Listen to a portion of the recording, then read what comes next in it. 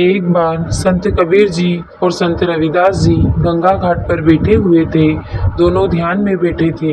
कुछ देर के बाद संत रविदास जी ने आंखें खोली और कबीर साहब की तरफ देखते हुए कोमल स्वर में कहा, भाई कबीर, इस जीवन की अनंत धारा में जब सब कुछ बह जाता है तब कोई रुककर पूछता है, मैं कौन हूँ, तू कौन है और वह कौन है जिसे हम परमात्मा कहते हैं। लेकिन यह तब पूछता है जब सब कुछ बह जाता है, सब कुछ उसके हाथ से निकल जाता है। जब तक जीवन होता है तब तक कोई ध्यान नहीं देता। इस संसार को ही सत्य मानकर इसके अंदर लगे रहते हैं।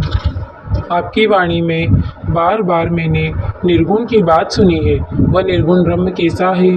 तब कबीरदास जी मुस्कुराते हुए कहते हैं कि रविदास भाई सुनो, ब्रह्म तो अजन्मा है, अनामी है, उसका कोई नाम नहीं है, निरंकार है, कोई आकार नहीं है। वह किसी मूर्ति, किसी रूप में या फिर किसी चित्र में बंध नहीं सकता। वह तो स्वयं प्रवाह है और स्वयं धारा भी है।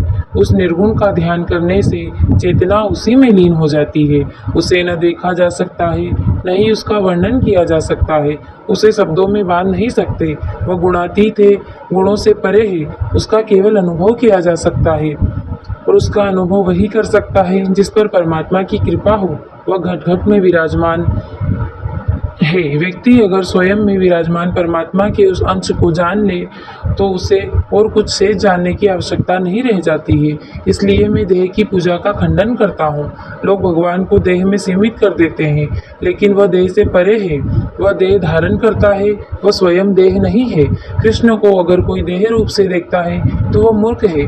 कृष्ण कोई शरीर नहीं है, उन्होंने शरीर धारण किया था।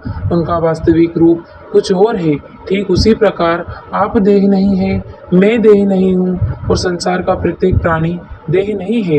हम सभी इस नाम रूप से परे हैं। हम पांच तत्व के पुतले नहीं हैं। हमने यह पुतला धारण किया है और समय पूरा होने पर इसका त्याग कर देंगे।